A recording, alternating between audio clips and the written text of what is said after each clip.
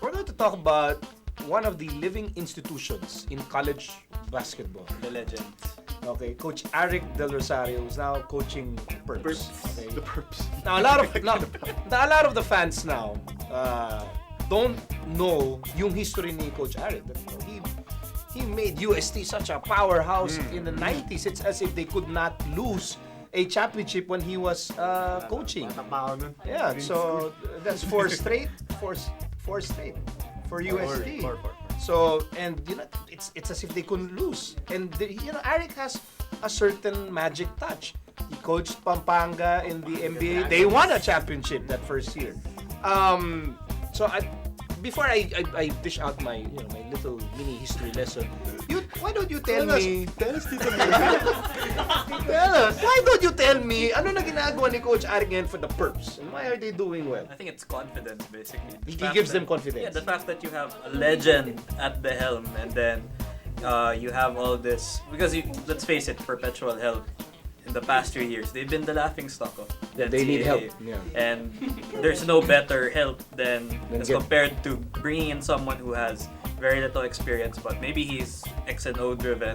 But if you bring in a legend, all of a sudden, the boost it gives the team, and you can see it on the court. They're playing really well. Yeah, but the players are too young to remember what Aric did in the 90s, di ba? Parang, They're younger than us. They'll probably hear... I mean, the assistant coach Lester played on those 90s Yes, teams. sir. So, ganun kabata yung mga... Well, for sure, the pedigree. I'm sure Assistant they coach did siya, aware. Oh, yun yung player niya yung dati. I'm sure they're aware of the pedigree though, because I want to be a winning franchise. Who can we get that will become a winning franchise?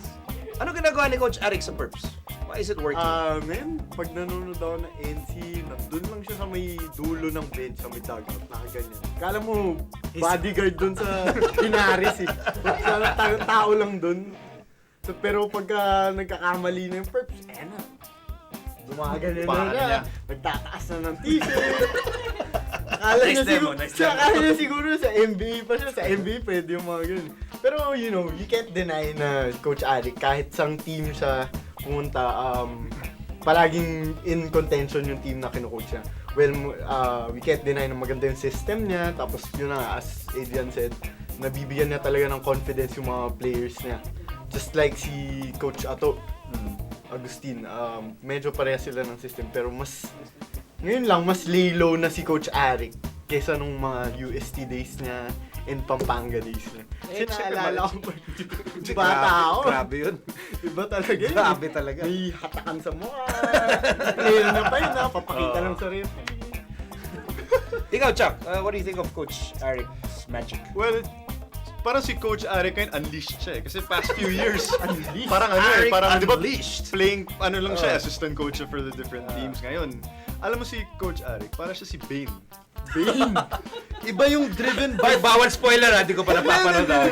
Iba yung driven by fear and not wanting to let down the big boss eh.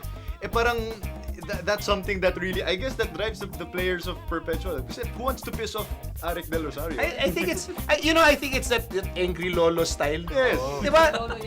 Matatakot ka doon sa yung striktong lolo. Matatakot ka. Hoy, huwag ka tumapak sa carpet. Hoy, mga ganun, di ba? Di ba? Huwag kakakain sa sopa. Oy, mga halaman ko. Oh, di ba? Mga ganun, di ba? And I think it works. Now, Aric is considerably older now compared to before, obviously. Siyempre, mas napapagod na siya. But I don't think his style has changed. Even in the 90s, he was not really an X and O guy. That's why I agree with you. It's very similar to At Augustine. They're not super scientific coaches. They're more gut feel coaches.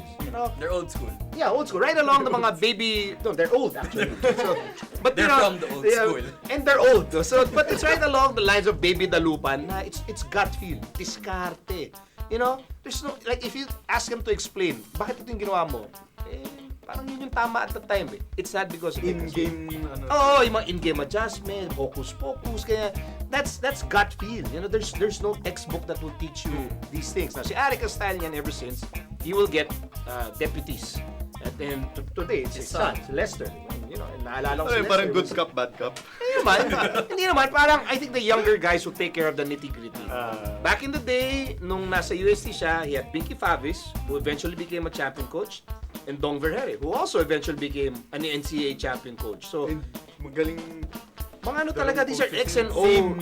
As in, super science coaches tong mga to. Hindi science. super science. Science. Super science. Super science, okay?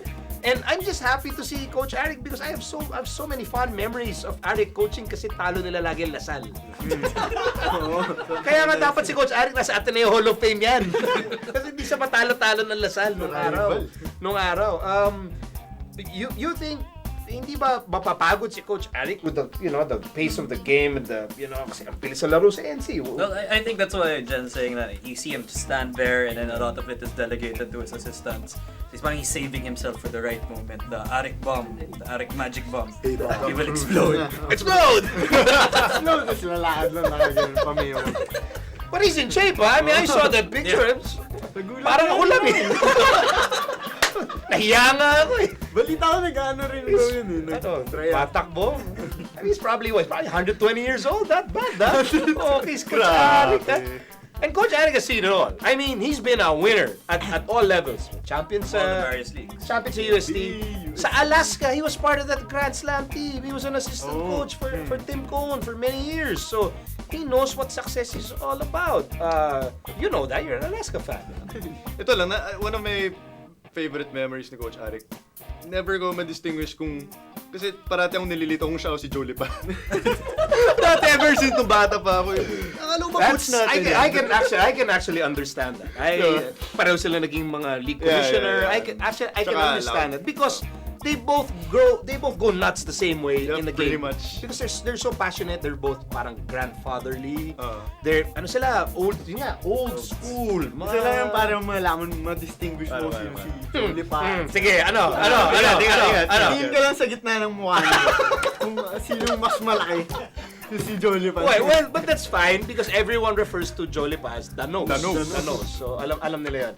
I think my most vivid memory of Aric, and it's always about his timeouts. When I used to be a courtside reporter for the NBA Back in the day. Pampanga games are so challenging for me kasi wala kang maiintindihan sa kanya. And I'm just being very honest. Ganon.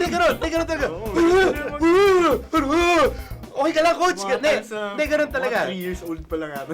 No, seriously, you will not understand a word. So, if aasa ka sa courtside reporter na, ulitin mo verbatim, good luck.